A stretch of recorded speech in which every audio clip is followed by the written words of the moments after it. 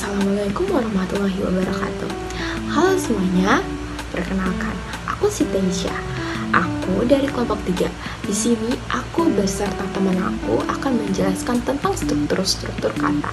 Kalian tahu gak sih kalau misalnya struktur kata ini memiliki bahasa aturan dan pola yang spesifik mengenai bagaimana kata-kata itu dibentuk dan dimodifikasi. Nah, tetapi elemen-elemen ini akan menjadi akar kata yang membentuk suku kata tersebut. Nah, kalian penasaran kan apa aja sih tentang mengenai pembahasan struktur kata itu? Simak video berikutnya. Struktur kata ini adalah organisasi dari berbagai unsur bahasa ke dalam suatu kata sehingga menjadi satu pola tertentu. Satu kata ini terdiri atas berbagai macam struktur kata. Setiap struktur kata terdiri satu suku kata. Nah, suku kata itu apa aja sih? Suku kata itu atau silabel adalah pembentuk kata yang tersusun dari satu fonem atau urutan fonem yang diucapkan ke dalam satu hembusan nafas. Sebagai contohnya, kamus terdiri dari dua suku kata yaitu ka dan mus. Suku kata ini sering dianggap sebagai unit pembangun fonologis karena dapat mempengaruhi ritme suatu kata. Pembagian suku kata ini sering dilakukan atas dasar pengucapannya. Hal ini berbeda dengan pemenggalan kata yang dilakukan atas dasar penulisan. Pembagian suku kata ini dapat mempengaruhi penentuan apakah dua vokal yang berurutan disebut sebagai deret vokal belaka atau diftong. Nah, di sini teman aku Nisma akan menjelaskan tentang ciri-ciri, bentuk, jenis, contoh suku kata. Suku kata merupakan bagian dari sebuah kata yang terdiri dari satu atau lebih huruf vokal yang bisa berdiri sendiri atau bersama dengan satu atau lebih huruf konsonan. Ada beberapa ciri-ciri suku kata yang perlu diperhatikan. Yang pertama adalah terdiri dari satu huruf vokal atau lebih, yang dapat berdiri sendiri sebagai suku kata terbuka atau bersama dengan satu atau lebih huruf konsonan sebagai suku kata tertutup. Ciri yang kedua adalah terdapat 3 jenis suku kata, yaitu suku kata terbuka, suku kata tertutup, dan suku kata tertutup dengan konsonan rangkap.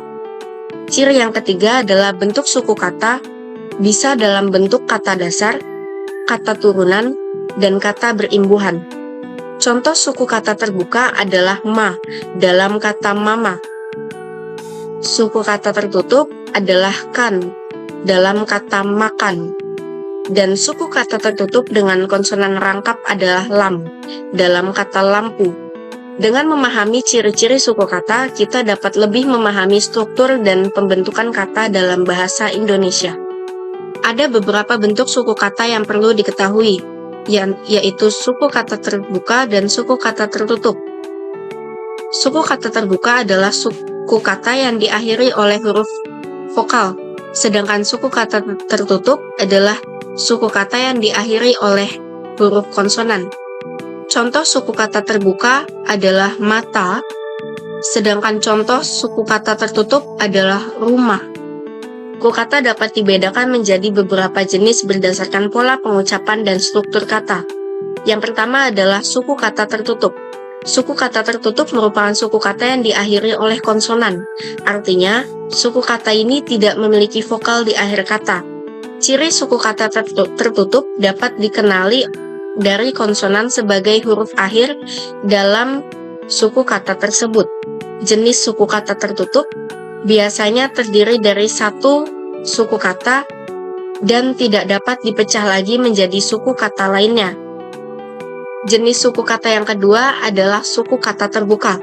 Suku kata terbuka adalah suatu pola suku kata dalam bahasa Indonesia yang terdiri dari hanya satu suku kata dengan satu suara vokal. Ciri-ciri suku kata terbuka adalah memiliki satu huruf hidup setelah satu atau lebih konsonan. Ada beberapa jenis suku kata terbuka, yaitu suku kata terbuka lawan, suku kata terbuka bertemu, dan suku kata terbuka tak bertemu. Beberapa contoh suku kata dalam bahasa Indonesia beserta penjelasannya. Yang pertama adalah kata, terdiri dari dua suku kata, yaitu ka dan ta. Meja memiliki dua suku kata yaitu me dan ja. Berjalan memiliki tiga suku kata yaitu ber, ja, dan lan. Mencantik terdiri dari tiga suku kata yaitu men, can, dan tik.